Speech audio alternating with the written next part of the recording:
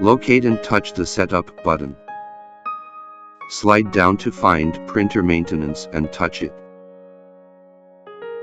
To begin cleaning, touch Clean Printhead in the subpage and then continue. The report will be printed automatically after cleaning, and you may see multiple white lines in the blue color.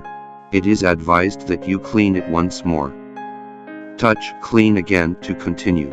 The blue color in the report still has white lines. A third time cleaning is suggested.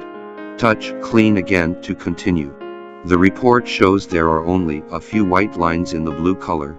Now the print quality is acceptable for daily printing. Please manually clean the printhead if higher print quality is desired.